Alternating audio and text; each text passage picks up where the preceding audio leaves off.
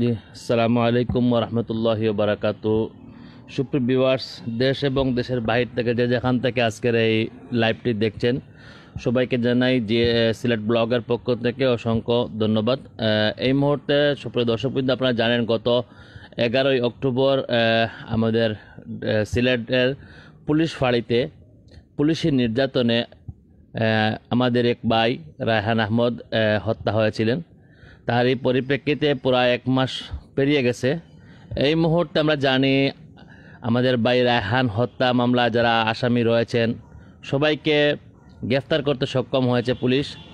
এই মুহূর্তে সর্বশেষ খবর জানার জন্য আমরা এই মুহূর্তে অবস্থান করছি পুলিশি নির্যাতনে মৃত্যুবরণকারী রায়হান ভাইয়ের বাড়িতে। আমরা জানবো শেষ খবরটি। এখন পর্যন্ত আমরা জানতে পারিনি যে আমরা রায়হান ভাইয়ের যে হত্যাকারী যারা রয়েছে তারা এখন পর্যন্ত কোন অবস্থা রয়েছে এবং মামলা কতদূর এগিয়ে গেছে সেটুক জানার জন্য আমরা এই মুহূর্তে অবস্থান করছি রায়হান ভাইয়ের বাড়িতে, এবং আমাদের সামনে উপস্থিত রয়েছেন রায়হান ভাইয়ের আম্মা। ওনার কাছ থেকে জানার চেষ্টা করব। দর্শকবৃন্দ, একটু আমাকে জানাবেন যে আমাদের যে সাউন্ড এবং ঠিক রয়েছে কিনা। জি, অসংখ্য ধন্যবাদ।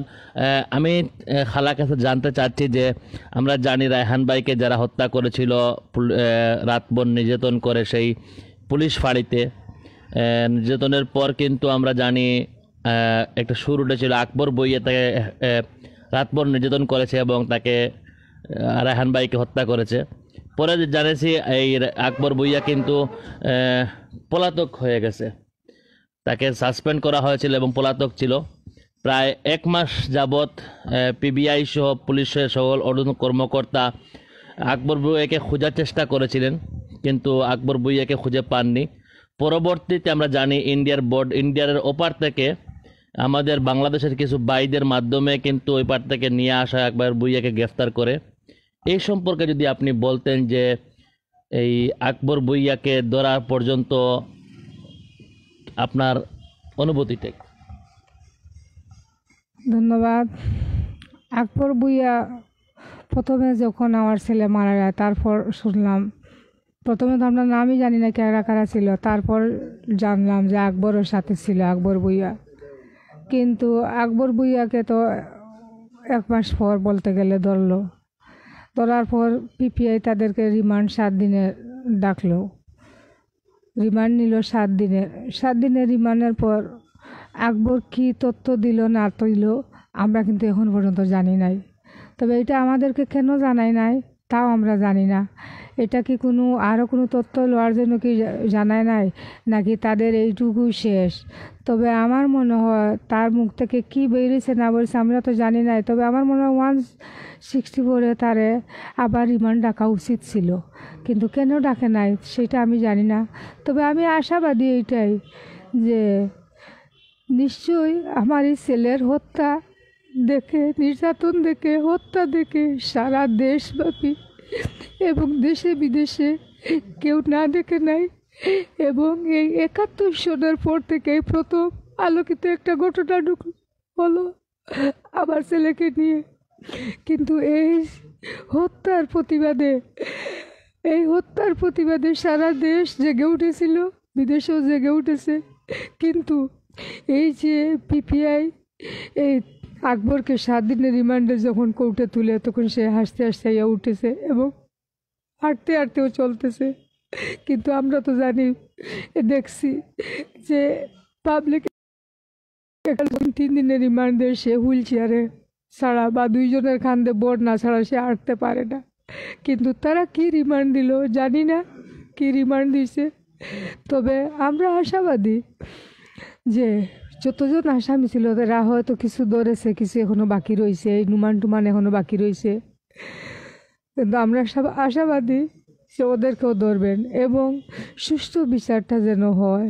তা না হইলে এই যে পিপিআইয়ে যদি রূপ বদলায়, পিপিআইয়ে যদি আকবরের সাথে বায়াস হয়ে যায়, তে কিন্তু আমরা এইখানে যদি আমরা সান্ত্বনা না পাই, সন্তুষ্ট না হই, তাহলে আমরা বিচার বিভাগে তদন্ত সহকারে বিচার বিভাগে যাব।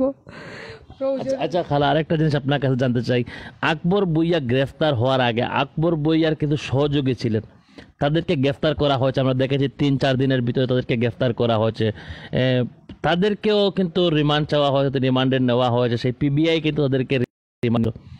আকবর ভূঁইয়ার আগে যখন তাদেরকে রিমান্ড নিয়েছিল, সেই রিমান্ড থেকে কি কোনো তথ্য পাওয়া গেছিল, আপনাদেরকে কোনো জানানো হয়েছিল? আকবর ভূঁইয়ার আগে যখন রিমান্ডে নেয় টিটু চন্দ্রকে, প্রথম দিল 5 দিন, তার বাদে আরও 3 দিন, কিন্তু সে এই কথাই স্বীকার বলেছে যে আকবর ভূঁইয়া মারেছে, সে মারে নাই।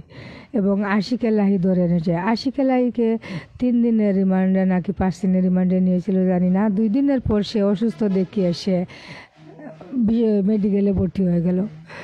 এবং এই যে এই হাসান, উনি আকবর ভূঁইয়াকে পালিয়ে যাইতে সাহায্য করেছেন।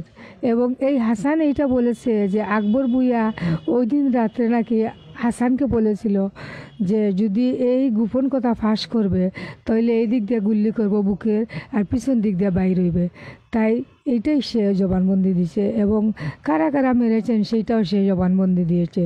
কিন্তু আকবর ভূঁইয়া কী জবান দিছে না দিছে জানি না। তবে আমরা তো এতদিন আশা ছিলাম যে পিপিআইয়ে আমাদের সুষ্ঠু তদন্ত সহকারে, এবং তার উপরে আমরা আশা ছিলাম যে সত্য খবরটা বেরিয়ে আসবে। কিন্তু পিপিআই আকবরের কাছ থেকে কি খবর নিল না নিল আমরা এখন পর্যন্ত জানি না। আচ্ছা, আরেকটা খালা আপনার কাছে জানতে চাচ্ছি, দর্শকবৃন্দ, আমি খালার কাছে আরেকটা জিনিস জানতে চাচ্ছি, যে সেটা হচ্ছে যে আমরা জানি পিবিআই কিন্তু প্রথমেই কিন্তু তদন্ত বার কিন্তু গ্রহণ করেছিল আকবর ভূঁইয়াকে ধরার ব্যাপার থেকে নিয়ে সব কিছুতেই, কিন্তু পিবিআই দেখেছি আমরা প্রতিটা জায়গায় তারা সফল হওয়ার পরিবর্তে তারা ব্যর্থ হচ্ছে। কীভাবে ব্যর্থ আমি এই জন্য বলবো যে আকবর ভূঁইয়াকে যে দ্বারা ধরেছিল, পরবর্তীতে আমাদের পুলিশ সুপার মহোদয় যিনি, উনি বলেছিলেন যে উনারা ধরেছেন, পিবিআই ধরেনি। ওনারা কিন্তু ওনাদের জকিগঞ্জ এবং কানাইঘাট থানার ওসিকে সহযোগিতা নিয়ে ওনারা 15-20 দিন থেকে গুম হারাম করে তারা কিন্তু আকবর ভূঁইয়াকে ধরেছে, পিবিআই কিন্তু ধরেনি। এই বিষয়ে আপনি কি বলবেন? দেখেন, এই যে আকবর ভূঁইয়াকে ধরতে সক্ষম হয়েছে প্রথমত আমাদের জেলা নাকি এই যে ফরিদউদ্দিন, পুলিশ সুপার ফরিদউদ্দিন, উনি উদ্যোগ নিয়েছিলেন। উনি উদ্যোগ নেওয়ার পর জকিগঞ্জ থানার ওসি এবং উনি কিন্তু ওনার কাছে দায়িত্ব ছিল না আকবর ভূঁইয়াকে ধরার, তারপরও কিন্তু উনি ধরেছেন। এই বিষয়ে কি বলবেন? ওনার দায়িত্ব ছিল না, দায়িত্ব ছিল পিপিআই ধরবে, কিন্তু পিপিআই ধরতে ব্যর্থ হয়েছে। তাই উনি একটা সোর্সে খবর পেয়েছেন, এবং উনি কানাইঘাটের ওসি এবং জকিগঞ্জের ওসিকে নিয়ে উনি খুব চেষ্টা করে উনি আকবর ভূঁইয়াকে ইন্ডিয়া থেকে বের করে এনেছেন। এবং ওনার সাথে আমি একদিন আলাপও করেছি, দেখেছি, এবং উনি নিজেই দেখিয়েছেন কিভাবে উনি গুম দিন রাত হারাম করে উনি যে দৌড়ছেন। আমি দোয়া করি আল্লাহ তারে সুস্থ রাখুক এবং দীর্ঘ আয়ু করুক, এবং উনি নিঃস্বার্থে যে করেছেন যে কাজটা, এইরকম যদি সব পুলিশরা, পিপিআইরা এবং যত সরকারি চাকরিজীবী প্রশাসকের লোক সবাই যদি এইরকম একটা সৎ উদ্যোগ নিয়ে চলতো, তাইলে অবশ্যই এতদিনে অনেক কিছু বেরিয়ে আসতো। তো জানি না কার মনের মধ্যে কী নিয়ে এরকম করতেছেন। তবে আমি আশাবাদী পিপিআই যে কোনো খবর দিচ্ছে না, মনে হয় তারা হয়তো ভালো একটা ফল দিবেন একসাথে, এর জন্য দিতেছেন না। আর যদি পিপিআই বায়াস হয়ে যান এই আকবরের ব্যাপারে, তাহলে আমরা বিচার বিভাগে যাব, মন্ত্রী মহোদয়ের কাছে যাব, এবং প্রয়োজনে আমি নিজে আমার জনগণ নিয়ে আমি রাস্তায় নামব। যেইটা আমার বাচ্চার জন্য করতে হয় আমি সেইটা করব, কিন্তু আমি সঠিক বিচারটা চাইব।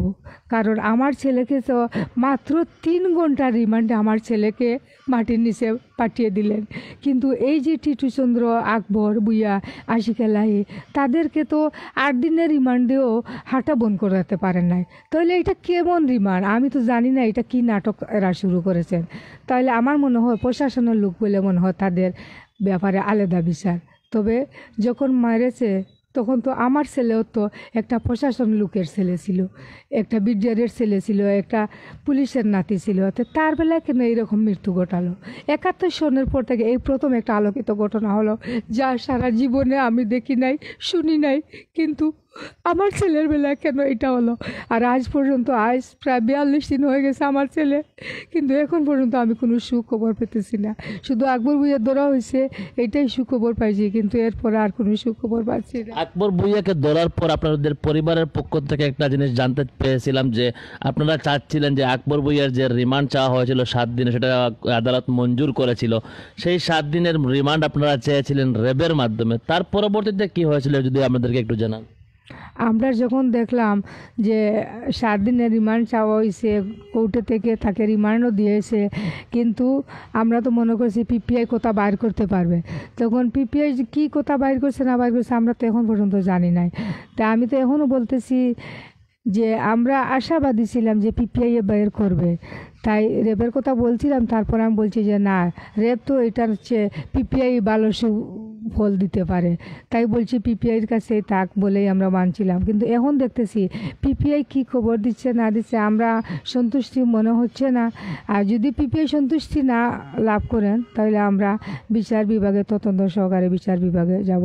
এবং উনি উচিত ছিল 7 দিনের রিমান্ড পর যখন ও কথা কোনো বাইর করে নাই, তাহলে ওকে 164-এ আবার তাকে রিমান্ড দেওয়া এবং তাকে জিজ্ঞাসাবাদের জন্য তোলা, কিন্তু সেইটা পিপিআই করে নাই। কেন করে নাই তা আমি জানি না। তবে এখন আরেকটা জিনিস দেখতেছি, এই যে আকবরের কাছে রাখা 4টা সিম, 2টা মোবাইল এবং এই কাপড় চোপড় এবং 2টা মহিলার ছবি, তাহলে এই যে সিমগুলা ব্যবহার করলে জানতে পারবেন। এই যে বলেছিল ঊর্ধ্বতন 2জন কর্মকর্তা ওরকে বলছিল যে 2 মাসের জন্য গার্ডা কাঁদো, এবং এই সিম চালু করলে এইটাও জানতে পারবেন এতদিন তাকে কে সাহায্য করেছে, এবং এরপরও জানতে পারবেন যে তার সাথে কারা কারা জড়িত ছিল, শুধু প্রশাসন নাকি পাবলিক নাকি এই সাংবাদিক, যারা যারা জড়িত আছে সব বেরিয়ে আসবে। এবং সে কেন আমার ছেলেকে মারলো সেইটাও হয়তো বেরিয়ে আসবে যদি ওনারা চেষ্টা করেন। এবং এই যে সিম সেটটা পেয়েছেন, এই সিমগুলা ব্যবহার করলে সব উদ্ঘাটন বেরিয়ে আসবে। আচ্ছা আচ্ছা, এই যে রিমান্ড 7 দিন নেওয়া হয়েছে, 7 দিনের রিমান্ড থেকে কি কখনো চাওয়া হয়েছিল কি তা আকবরের কাছে যে রায়হানের মোবাইলটা কোথায়? আমি দেখেছি একটা এই অনলাইন চ্যানেলে আপনি বক্তব্য রেখেছিলেন আপনার ছেলে রায়হান ভাইয়ের যে কাপড়টা পরে বাইরে থেকে বের হয়ে গেছিলেন, ওই কাপড়টা কিন্তু যখন লাশ হয়ে বাড়িতে ফিরে আসে তখন ওই কাপড়টা ছিল না। তখন এইসব সম্পর্কে কি তাদেরকে কোনো প্রশ্ন করা হয়েছিল এবং কি উত্তর দিয়েছিল আকবর? আমি জানি না, সেইটা পিপিআই তাকে তো রিমান্ড করেছে, এবং কি রিমান্ড করেছে না করেছে, কি উত্তর দিয়েছে না দিয়েছে আমি কিন্তু এখনও জানি না। তবে আমি জানিয়েছি পিপিআইকে, আমার ছেলে যখন বেরিয়ে যায় আমার কাছ থেকে খেয়ে বাইরে ছিল নেভি ব্লু প্যান্ট এবং নেভি ব্লু গেঞ্জি পরে, কিন্তু যখন তাকে লাশ অবস্থায় আমরা পেলাম তখন একটা লাল চেকের শার্ট পেলাম। সেই শার্টটা তার না, কারণ এইটা তার গায়ের দিক দিয়ে ঢুকে না, এতটুকু সেটা আটকে গেছে। পেনটাও তার না, এবং এই যে তার হাতে যে মোবাইল ছিল সেই মোবাইলটাও আমরা পাই নাই। তা না হইলে আমরাও দেখতাম কে তাকে কোথায় থেকে ডেকে নিয়ে এবং কখন কোন সময় নিয়েছে, তাও আমরা এখন আপনারা কি জিজ্ঞাসা করেছিলেন যে মোবাইলের ব্যাপারে কি আপনারা কি জিজ্ঞাসা করেছেন নাকি মোবাইল কোথায় আছে না আছে এই ব্যাপারে কি পুলিশকে বা পিবিআইকে কোনো কিছু বলেছিলেন আপনারা? আমরা বলেছিলাম তার মোবাইল কোথায় এবং তার এই যে কাপড় এগুলা, ওনারা ওইটাই জবাব দিয়েছেন যে আমরা সেটা পরে জানাবো, আর কিছু বলেন নাই। আচ্ছা ঠিক আছে। তা আরেকটা কথা হচ্ছে যে যে এখান থেকে যে সিমগুলা বাহির হয়েছে আমরা দেখেছি পিবিআই পরবর্তীতে রিমান্ডের পর যখন তোলা হয়েছে তখন যে আদালত তাকে জেল হাজতে প্রেরণ করেছে। তারপরে আমরা দেখেছি একটা যে জায়গা থেকে তাকে ধরা হয়েছিল সেই জায়গায় তদন্ত করে সিম পেয়েছিল 4টি, মোবাইল ফোন পেয়েছে, কিছু কাপড় পেয়েছে, 2জন মহিলার ছবি পাওয়া গেছে। ওই মহিলাগুলা কারা যদি আপনি কি জানেন? আমি সেটা জানি না এই মহিলা কারা, হয়তো তাকে পালানোর সাহায্য করেছে বা ওরা মাধ্যমে হয়তো সে যে পাসপোর্ট বানানোর জন্য যে ছবিগুলো করেছে হয়তো ওই মহিলাদের মাধ্যমে হয়তো ওদের কাছে যাইতে চেয়েছিল, কি এরাই তাকে সাহায্য করেছে, কি এদের সাথে তার যোগাযোগ ছিল, আমি সেটা তো সঠিক তথ্য জানি না। আচ্ছা, এখানে একজন আমরা শুনেছি যেদিন সে পালায় আকবর ভূঁইয়া সেদিন কিন্তু সে একজন ঊর্ধ্বতন কর্মকর্তার স্ত্রীর কাছে লাস্ট ফোনটা করেছিল। সেই ঊর্ধ্বতন কর্মকর্তার নামটা কি আপনাকে জানতে পেরেছেন? সেই যে ঊর্ধ্বতন কর্মকর্তার নাম আমি এখনও জানি নাই, তবে আকবরের স্বীকার করেছে তাকে একজন ঊর্ধ্বতন কর্মকর্তা বলেছেন 2 মাসের জন্য গা ঢাকা দিয়ে থাকো, 2 মাস পর ঠান্ডা হলে বেরিয়ে আসবে। কিন্তু এই ঊর্ধ্বতন কর্মকর্তা কে? এই সিম থেকেই তো বেরিয়ে যাবে মনে হয়। আর আকবরকে এমন রিমান্ড দিল তারা, সে মুখ থেকে বাইর করলো না যে এই ঊর্ধ্বতন কর্মকর্তাকে। তাহলে রিমান্ডের মতো রিমান্ড হলে অবশ্যই বের হতো। যে আপনি আরেকটা অনলাইন চ্যানেলে দেখি খুব সুন্দর করে বলেছিলেন যে পিবিআই 7 দিন রিমান্ড নেওয়ার পরে কিন্তু তারা আকবর ভূঁইয়ার মুখ থেকে কোনো কথা বাহির করতে পারেনি, অথচ যারা যে খাসিয়ার তাকে ধরেছিল মাত্র আধা ঘন্টা হয়নি, আধা ঘন্টা আরও কম, 15 মিনিট হবে, 15 মিনিটে শুধু রিমান্ড নেয়, শুধু জিজ্ঞাসাবাদ করে দিয়েছে। সেই জিজ্ঞাসাবাদ থেকে আকবর ভূঁইয়া অনেক কিছু বলেছে, সেটা কি পরবর্তীতে কি অস্বীকার করেছে নাকি স্বীকার করেছে যদি জানতে পারি? সেইটা আমরা এখন পর্যন্ত জানি নাই, সে স্বীকার করেছে নাকি করে নাই সেটা আমরা জানি না, সেটা জানবে পিপিআই, কারণ পিপিআই এ তো তার রিমান্ড নিচ্ছে।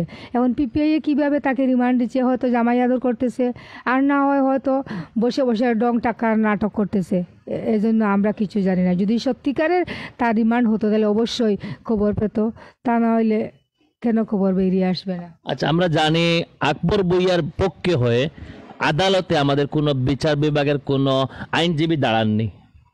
আমাদের রায়হান ভাইয়ের পক্ষে সকল আইনজীবী ছিলেন এবং এখনও আছেন। তাহলে কিভাবে আকবর ভূঁইয়া 7 দিনের রিমান্ডের পর যখন আদালতে তোলা হয়, তাহলে আদালত কিভাবে তাকে জেল হাজতে পরবর্তীতে আবার রিমান্ড না দিয়ে তা আবার জেল হাজতে প্রেরণ করলো, এটা কি জানতে পারি? সেইটা জানে পিপিআই এ। দরখাস্ত করে, আমরা দরখাস্ত দিয়েছিলাম, নিয়ম ছিল সে দরখাস্ত করবে এবং পিপিআই দরখাস্ত করার কথা, এবং যখন তার মুখ থেকে কথা বাইরে নাই 164-এ আবার তাকে রিমান্ড ডাকা, কিন্তু পিপিআই তা করে নাই, না করে তাকে নিয়ে বেরিয়ে গেল। আচ্ছা, এই যে আকবর ভূঁইয়ার পক্ষ হয়ে যে আমাদের আইনজীবী সমিতি যে দাঁড়ায়নি, এটাকে আপনি কিভাবে দেখছেন? তাদেরকে আমি ধন্যবাদ দিচ্ছি যে তারা ন্যায়ের পথে আছে, তাই তারা কেউ অন্যায়ের পথে যায় না, তাই তাদেরকে আমি অসংখ্য ধন্যবাদ জানাচ্ছি। দর্শক বিন্দু, আরেকটা আপনার খারাপ কাছে প্রশ্ন করতে চাই। আমরা দেখেছি বাংলাদেশের কুখ্যাত সন্ত্রাসী যেগুলো রয়েছে তাদের পক্ষেও কিন্তু আইনজীবীরা দাঁড়ান, বিভিন্ন সময় দাঁড়ান।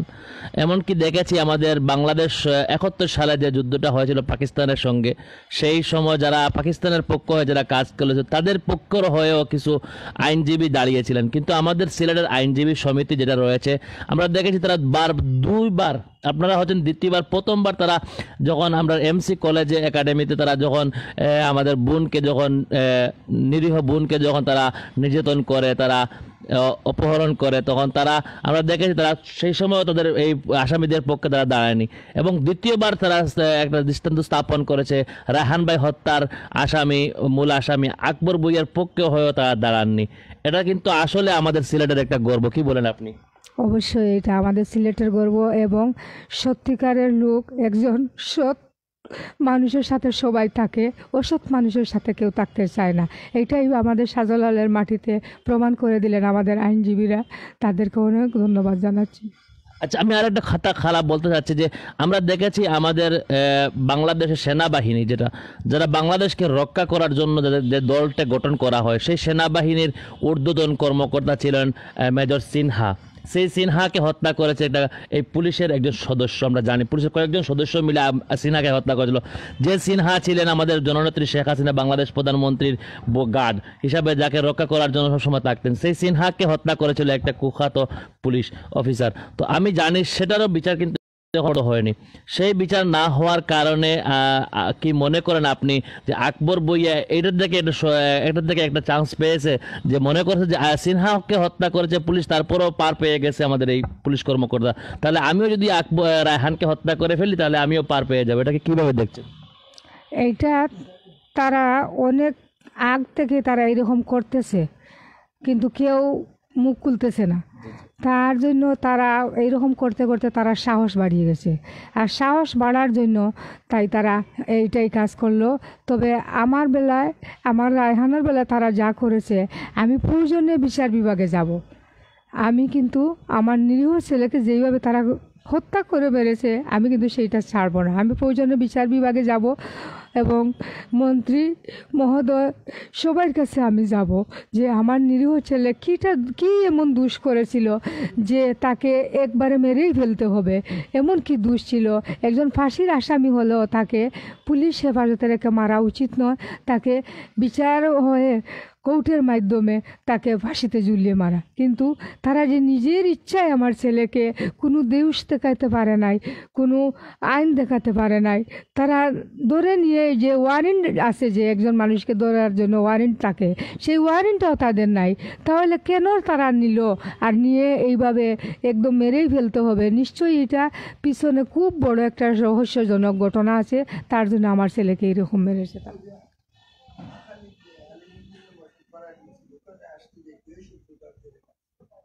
আচ্ছা, আর একটা জিনিস আমরা জানতে চাচ্ছি যে এই মুহূর্তে আপনি, এখন জানি তো আকবর ভূঁইয়াকে 7 দিনের রিমান্ড পর আদালতে তোলার পর আদালত তাকে জেল হাজতে প্রেরণ করেছে। এই মুহূর্তে আপনি কি চাচ্ছেন এবং আপনাদের পরিবারের পক্ষ থেকে কি চাওয়া হচ্ছে সেটা যদি একটু আমাদেরকে বলতেন। আমরা সুবিচার চাচ্ছি, সুবিচার পাওয়ার আশায় আমরা এখনও আছি। তবে আমি আরেকটা খবর, আজ থেকে 2-1 দিন আগে আমি শুনেছি খবরটা, আকালিয়া এলাকায় এই আলিমুদ্দিন নামে একটা লোক আছে, তার বাসায় একটা মহিলা থাকতো। সেই মহিলার কাছে আকবর এবং মুরাদ এরা আসতো, এখানে আসিয়া নানান রকম কুকীর্তি হতো এবং কুকীর্তি হতো, পুষ্টি নষ্টি হতো। তাই সেইটা আমার ছেলের বাধা দিয়েছিল নাকি, যে তোমরা এই এলাকায় এইরকম বাদ কাজ চলবে না। তখন আকবর নাকি বলেছিল এই লোক তুই কে? তখন আমার ছেলে বলছে যে আমি এই এলাকার মানুষ, আমি এই এলাকার মানুষ, তুমি এইরকম করা উচিত নয়, এইটা এই এলাকা নষ্ট করা ঠিক নয়, এটা নাকি বলেছিল আমার ছেলে। এইখান থেকে নাকি এইটা ঘটনা ঘটেছে। আমি আজ থেকে 2-3 দিন আগ থেকে এটা শুনতেছি, তবে সেইটা আমি সঠিক বলতে পারবো না। তবে মহিলারা বলতেছে ওই বাসায় আকবর, মুরাদ এবং আরও কয়েকজন মিলে এসে ওই মহিলাকে নিয়ে নানান রকম কুকীর্তি কাজ চলতো। এইটা আমার ছেলে বাধা। মুরাদ বলতে যে গ্রিন বাংলার নাট্যকর্মী মুরাদ, এই মুরাদ গ্রিন বাংলার নাট্যকর মুরাদ, এই মুরাদ আমার ছেলে যেদিন মারা যায় সেদিনের পরের দিন আমাদের বারিন্দায় বসে আমার নাতনিকে নিয়ে প্রায় 3 ঘন্টা বসেছিল এবং ফোনে শুধু কথা বলতেছে আর আমার নাতনিদিকে নিয়ে খুব হাসাহাসি খেলতেছে। তখন আমি চিনতাম না মুরাদকে, তখন আমার অন্য বাতিজা বাগনা সবাই বলছে যে এইটা মুরাদ নাটক করে এবং এই মুরাদের সাথে আকবরও নাটক করে। তাহলে এইটা মুরাদও জানে আকবর যে আমার ছেলের সাথে রাগারাগি হয়েছে এবং আমার ছেলে নিষেধ দিয়েছে তোমরা এইখানে এসে এরকম চলবে না, কারণ এইটা ভদ্র এলাকা, এই এলাকায় কুকীর্তি চলবে না, কারণ তা না হলে আমাদের এলাকার দুর্নাম হবে, এইরকম বলছিল আমার ছেলে। তখন আকবর নাকি বলেছিল যে আমি চিনাবো, তখন এই মুরাদও ছিল। এইটাই আমি জানি। প্রথম থেকেই আমরা শুনতেছিলাম দর্শকবৃন্দ এই মুরাদের নাম বারবার উঠে আসলেও কিন্তু এখন পর্যন্ত আইনের আওতায় এই মুরাদকে নেওয়া হয়নি, জানি না কেন। এই যে বাসার যেই বাসায় আসতো সেই বাসার মালিকের নাম আলিমুদ্দিনকে নিলেই খবর পাওয়া যাবে। জি, আমাকে তো একটা তথ্য বেরিয়ে এসেছে, 2-3 দিনের ভিতরে একটা তথ্য বেরিয়ে এসেছে, সেটা জানি না আমাদের পিবিআই এর কাছে আছে কেন তথ্যটি আমরা জানি না। তারপর আমরা প্রথম থেকে মুরাদ মুরাদ মুরাদ নামটি শুনছি, কিন্তু সকল সহযোগী, আকবরের সহযোগী যত ধরনের নাম উঠেছে সবাইকে গ্রেফতার করতে সক্ষম হয়েছে পিবিআই এবং পুলিশ, কিন্তু এই মুরাদকে এখনো আইনের আওতায় নিয়ে আসা হয়নি।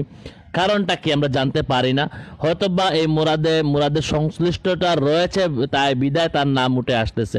তাহলে আমরা আইনের কাছে অনুরোধ রাখবো যে অতি সত্বর জন্য মুরাদকেও গ্রেফতার করে আইনের আওতায় নিয়ে আসা হয় এবং সুষ্ঠু তদন্তের মাধ্যমে যেন আসল তথ্যটা যেন বাহির করে নিয়ে আসা হয়। এই বাসায় ঘটনাটা ঘটেছিল, এই নাটক চলতো, এইখানে পুষ্টি নুষ্টি চলতো, এই মালিককে নিলেই খবর পাইবেন, আলিমুদ্দিনকে। যে আলিমুদ্দিনের নাম আরেকজন যার বাসার এই সমস্যাটা হয়েছিল, সেই আলিমুদ্দিনকেও আমরা চাবো আইনের আওতায় নিয়ে আসা এবং মূল তথ্যটা কি জন্য 10,000 টাকার জন্য একজন মানুষ মারতে পারে না, কেউ কাউকে মারতে পারে না।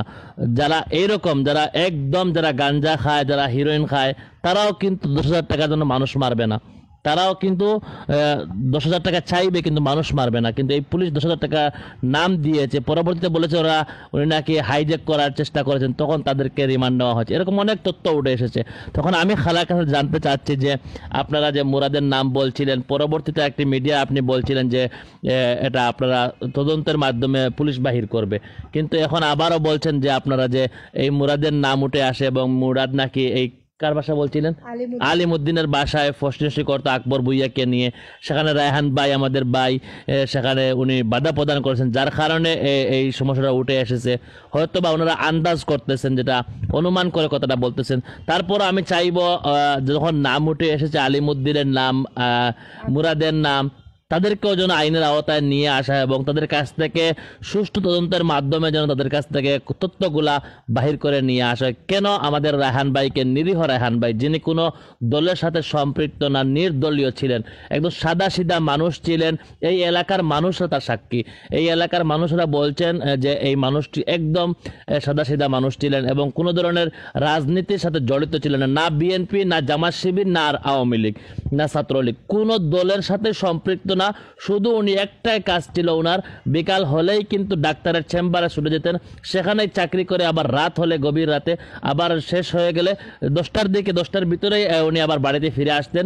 এবং জানি 1 বছর হয়েছে ওনার বিবাহের, 1 বছর পরে একটা সন্তান পেয়েছিলেন, একটা মেয়ে সন্তান পেয়েছিলেন।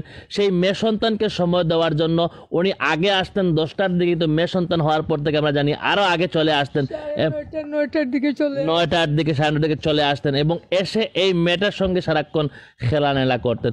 তো আমি জানি, আমরা দেখেছি যে ভিডিও, ছোট্ট একটা ভিডিও ক্লিপ মাত্র, মনে হয় 1 মিনিটের হবেও না, সেখানে দেখতে পাচ্ছি ওনার স্ত্রী ভিডিও করছেন এবং উনি রায়হান ভাই ওনার মেয়ের সঙ্গে কি ধরনের কথাবার্তা বলছেন। টিকা দিয়ে এসেছিল, টিকা দিয়ে এসে মেয়েটাকে বিছনায় রেখেছে, তারপর মেয়েটা কাঁদতেছে, তখন তার কান্নার সময় সে বলছে যে আব্বু আমি আর তোমার টিকা দিব না, ডাক্তার তোমাকে টিকা দিয়েছে, তুমি কষ্ট পেয়েছো, আর তোমার টিকা দিব না বলে হাত পাটা এরকম আস্তে আস্তে নাড়াচ্ছে, যাতে বাচ্চাটার ব্যথায় যাতে জমাট না হয়ে যায়, তাই আস্তে আস্তে হাত পা এরকম নাড়িয়ে দিচ্ছে আর মেয়ের সাথে কথা বলতেছে। ওই ভিডিও ক্লিপে আপনারা দেখেছেন দর্শকবৃন্দ, যে মেয়ে সামান্যটা ইনজেকশনের কষ্ট পাওয়ার কারণে বাবা কত কষ্ট পাচ্ছে। ওই বাবাটা পরের দিনই পুলিশের নির্যাতনে দুনিয়া থেকে চলে যেতে হয়েছে। আর যদি এই মেয়ে যদি একটা হুচট খেয়ে পড়ে, তাহলে এই হুচটের আঘাতে কে কষ্ট পাবে, কে দৌড়ে এসেছে এই মেয়েটাকে খুলে তুলে নিবে? নেই এরকম কেউ, শুধু আছেন মা এবং এই ছেলেহারা দাদি। তো দর্শকবৃন্দ, আমরা জানতে চাচ্ছি আমাদের এই রায়হান ভাই হত্যা হওয়ার কারণে আমরা জানি অল্প কিছুদিন পর, আর 1-2 মাস পরেই কিন্তু পুরো পরিবারটি আমেরিকায় যেতে বসেছে। সেই পরিবারের একজন সদস্য ছিলেন আমাদের রায়হান ভাই, কিন্তু ওনার হত্যা হওয়ার কারণে ওনার মেয়ে এবং স্ত্রীর ভবিষ্যৎ অনিশ্চিত হয়ে পড়েছে। এই ব্যাপারে আমরা জানি আমাদের এখানে এসেছেন আমাদের সিলেটের মাটি ও মানুষের নেতা, আমাদের গর্ব, পররাষ্ট্রমন্ত্রী, উনি কিন্তু এখানে এই বাসায় এসেছিলেন এবং অনেক আশ্বাস দিয়ে গেছেন এবং ওনার পক্ষ থেকে 50,000 টাকার মতো দিয়েছিলেন। তো এখন আমি জানতে চাইবো, এই যে ওনার পক্ষ থেকে 1 লাখ দিয়ে, 1 লাখ নাকি দিয়ে 2 লাখ মনে হয়, 2 লক্ষ টাকা দিয়েছিলেন। জি 2 লক্ষ টাকা। তো দর্শক বিন্দু, আমি বলতে চাচ্ছি, চাই না, আমি টাকা চাই না, আমার ছেলে চাই। আমারে যদি কেউ কোটি টাকা দিয়েও বলে, আমি বলবো আমার ছেলে একদিকে আর টাকা একদিকে। আমি জানি দর্শক বিন্দু, আপনাদের একটা কথা বলছি, 2 লক্ষ টাকা পুলিশের একটা সম্ভবত এটার কাছ থেকে 50,000 টাকা পেয়েছিলেন। আবার এই পুলিশ সুপারের কাছ থেকে কিছু গিফট সামগ্রী, আরো 50,000 আরেকজন দিয়েছিলেন দিনের মাধ্যমে। এরকম অনেক, ধরেন 3 লক্ষ টাকা আরো কিছু গিফট সামগ্রী পুলিশের পক্ষ থেকে এসেছে। আমাদের একজন রায়হান ভাইকে কি এই 3 লক্ষ আর 4 লক্ষ টাকা দিকে মূল্যায়ন করবেন? একটা লাশের দাম কি এই 3 লক্ষ আর 4 লক্ষ? এই যে বাচ্চাটার বাবা হারালো, মা তার সন্তানকে হারালেন, এই টাকা দিয়ে কি এই ছেলেকে ফিরিয়ে দেওয়া যাবে? তাহলে টাকা দিয়ে আপনারা কি বুঝাতে চাচ্ছেন, কি করতে চাচ্ছেন? এই যে মা দেখছেন আপনি কান্না করতেন, চোখের পানি শুকিয়ে গেছে আর পানি নেই, 40 দিন যাবৎ কেঁদে যাচ্ছেন ছেলের হারার বেদনায়। তো দর্শক বিন্দু, আমি চাচ্ছি খালার কাছে জানতে চাইবো, রায়হান ভাই হত্যা হওয়ার কারণে আমাদের রায়হান ভাইয়ের মেয়ে এবং স্ত্রীর ভবিষ্যৎ অনিশ্চিত হয়ে গেছে আমেরিকায় যাওয়ার।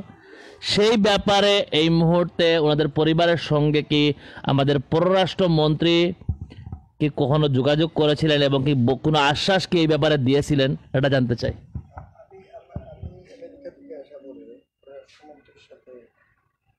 আচ্ছা, আপনি একটু আচ্ছা আপনার লোক মাতিলে মাইক আমি আসার পরে পররাষ্ট্রমন্ত্রী আমার পররাষ্ট্রমন্ত্রী যথেষ্ট সহযোগিতার কথা বলছেন এবং টাইম চেষ্টা করা এই ব্যাপারে আর ক্যাপিটাল পানিশমেন্টের লাগে এই চেষ্টা কতটা একটু কইলে আমরা সামনে ভালো হতো। আপনার তো যোগাযোগ করছেন হিসেবে আপনারা, আমি নিজে গেছি আপনার আমি এটা বলবো না যে আমার দেবরকে, বাট এই আমার দেবর এবং আমার দামান এবং আমার একজন বাগনা, ওনারা গেছিলেন পররাষ্ট্রমন্ত্রীর সাথে দেখা করেছেন। আমাদের কমিশনার এই যে কামরান, মখলিসুর রহমান কামরান, উনিও গেছিলেন, ঢাকায় গেছিলেন, পররাষ্ট্রমন্ত্রীর সাথে দেখাও করেছেন। এবং যেদিন আকবর ধরা পড়ে ওই দিন সাথে সাথে ওনারা বলছিলেন যে আমরা একটা আপনাদেরকে সুখবর দেব, হয়তো ভালো একটা খবর দেব। এর 10 মিনিট না আধা ঘন্টা পরে ওনারা বলেছেন যে আকবর ধরা পড়ছে। তখন আমার দেবর জানিয়েছিলেন যে আমার রায়হান তো জানুয়ারিতে যাওয়ার কথা, তার ফ্যামিলি সহ 21 জন যাবে এই ফ্যামিলি। এখন তো রায়হান মারা গেছে, এখন তো আর তার ফ্যামিলি আর যেতে পারবে না। তার মেয়ের ভবিষ্যৎও অনিশ্চিত, তার স্ত্রীর ভবিষ্যৎও অনিশ্চিত। তখন উনি বলেছিলেন, আশ্বাস দিয়েছিলেন যে আমরা এটা পরবর্তীতে দেখবো কি করা যায়। উনি আমার দেবরকে জানিয়েছেন।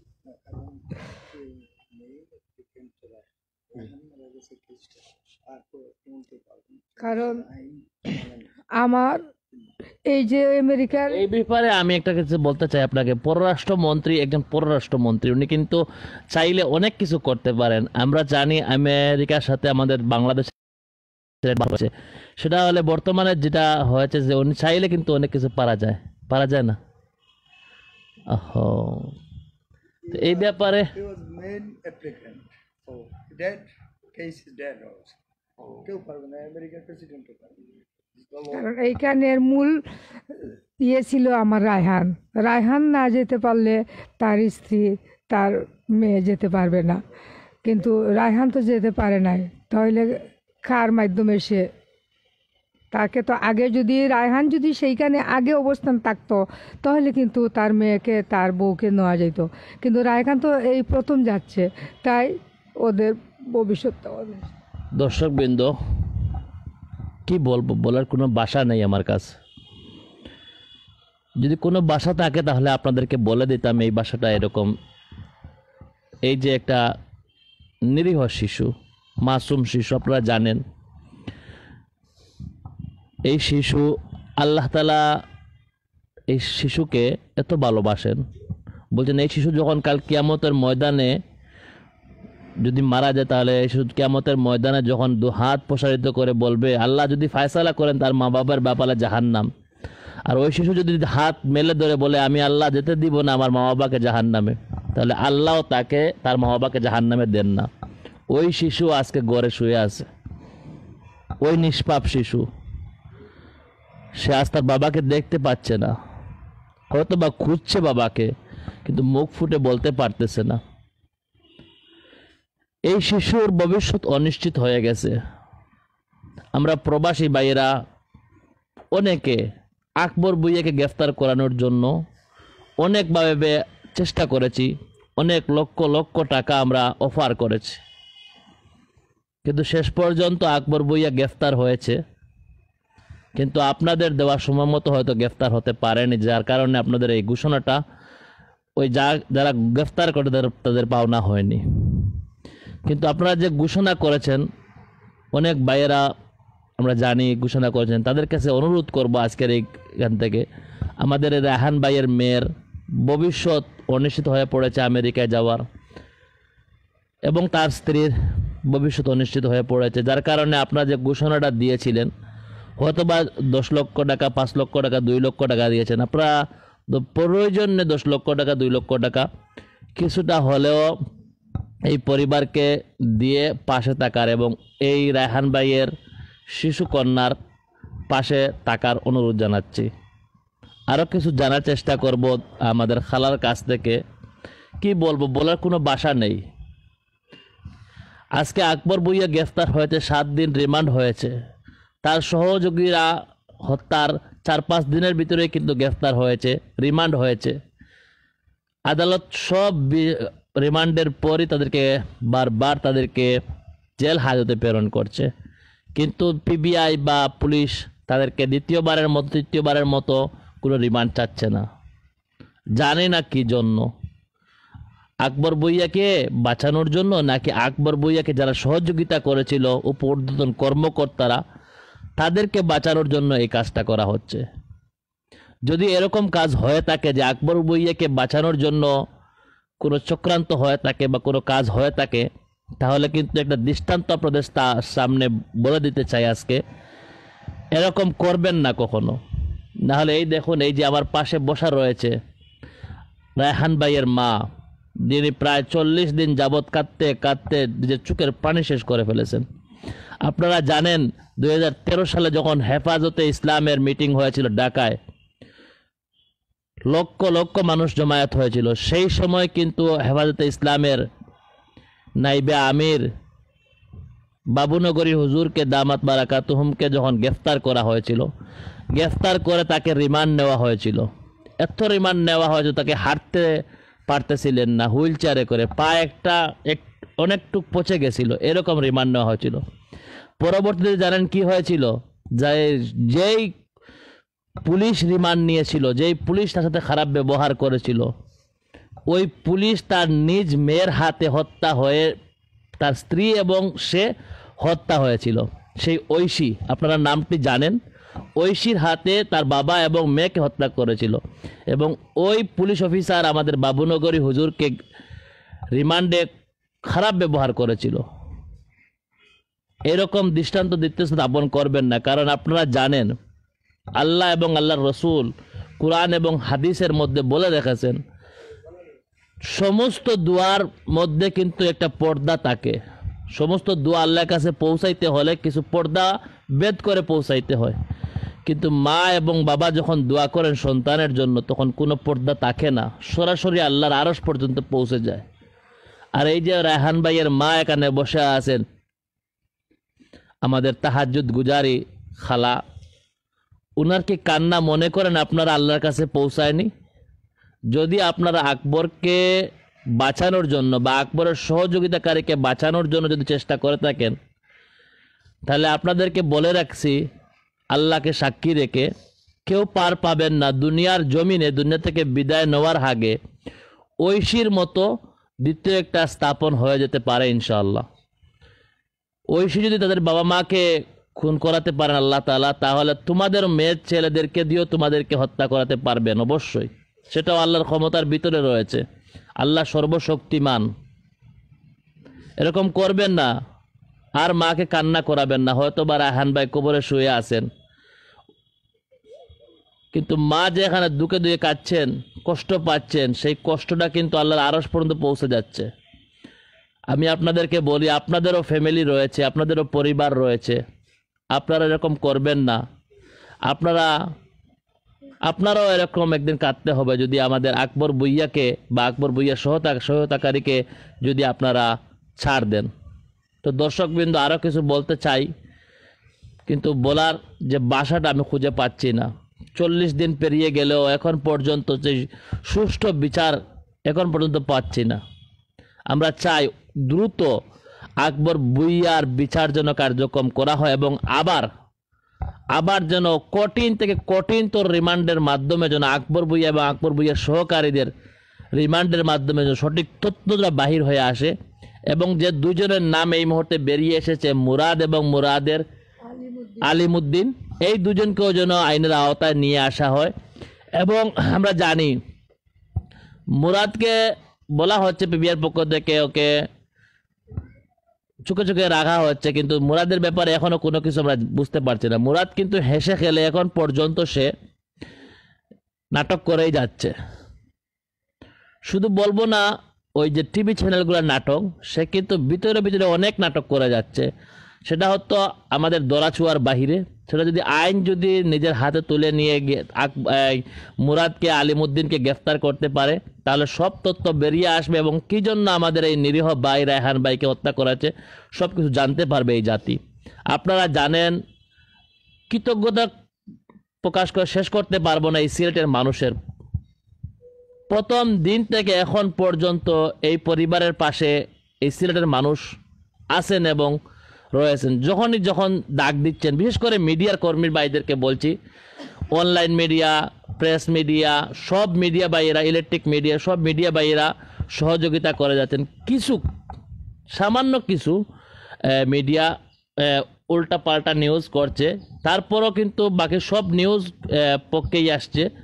তো যারা করতেছেন সবাইকে কৃতজ্ঞতা বলে শেষ করা যাবে না, এবং সবাই বলছেন একটি কথা, এর শেষ দেখেই তারা ছাড়বেন এবং ন্যায় বিচার এই সিলেটের মাটিতে কায়েম করে ছাড়বেন। তবে একটু দ্রুত যেন সেটা হয় সেই আশা ব্যক্তবাদ করছি। আর পরিশেষে আমি খালার কাছ থেকে জানতে চাই, আপনারা পরবর্তী কি পদক্ষেপ নিচ্ছেন এই ব্যাপারে? আমরা পিপির কাছ থেকে যদি সন্তুষ্ট না পাই, তাহলে আমরা বিচার বিভাগে যাব, প্রয়োজনে তদন্ত সহকারে বিচার বিভাগে যাব, এবং প্রয়োজনে আবার আমরা সাংবাদিক সম্মেলন ডাকবো, এবং আবার প্রয়োজনে রাস্তায় নামবো, এবং আমার সাথে জনগণ আছে। আমি সবাইকে এইটাই বলবো যে আমার ছেলের ন্যায় বিচার পাওয়ার জন্য আপনারা আমার সাথে এগিয়ে আসুন, আমারে সাহায্য করুন, এবং যারা এতদিন ছিলেন সবাই সামনেও যেন আমার পাশে থাকেন, এটাই আমি অনুরোধ জানাবো। জি, অসংখ্য ধন্যবাদ খালা যে কথাগুলো বললেন। এবং আমরা সিলেটবাসী, আমাদের ইলেকট্রিক মিডিয়া, প্রিন্ট মিডিয়া, সকল মিডিয়া খালার সঙ্গে রয়েছি। যখনই আমাদেরকে ডাক দিবেন তখনই আমাদেরকে সঙ্গে পাবেন, এবং আকবর ভূঁইয়াকে আমাদের রায়হান ভাইয়ের পাশে পাঠানো না পর্যন্ত আমরা থাকবো ওনাদের সঙ্গে ইনশাআল্লাহ। তো একটি কথা বলে আজকের মতো বিদায় নিচ্ছি। খালা সুস্বাস্থ্য এবং ওনার পরিবারের সকলের সুস্বাস্থ্য সফলতা কামনা করছি, এবং পরিশেষে রায়হান ভাইয়ের যে অবুঝ নিরীহ নিষ্পাপ কন্যা শিশুর দীর্ঘায়ু ও সুস্থতা কামনা করছি, এবং নেক হায়াতে তৈবা কামনা করছি, এবং ওনার স্ত্রীরও নেক হায়াতে তৈবা সুস্থতা কামনা করছি। পরিশেষে সকলের কাছে আমি একটাই কাছে বলবো যে আকবর ভূঁইয়া সহ এবং ওনার সহযোগী সকলের যেন বিচার দ্রুত করা হয়, এবং ফাঁসি কার্য, সবার একটাই দাবি, ফাঁসি যেন হয়, এবং জনতা জানতে পারে যে এরকম দৃষ্টান্ত স্থাপন করেছে পুলিশ, ও নিরীহ মানুষকে মারলে তাদেরও ফাঁসি হয়। এটাই যেন আমাদের সিলেটের মাটিতে হয় এবং দৃষ্টান্ত স্থাপন করেন, সেই আশা ব্যক্তবাদ করে আজকের মতো বিদায় নিচ্ছি। ভালো থাকবেন, সুস্থ থাকবেন। একটু পরেই কিন্তু আমরা আমাদের লাইভে আসবো, সবাই আমাদের সঙ্গে থাকবেন। হেফাজতে ইসলামের মিটিং রয়েছে, সেখান থেকে লাইভে আসবো। সবাই ধন্যবাদ। আসসালামু আলাইকুম।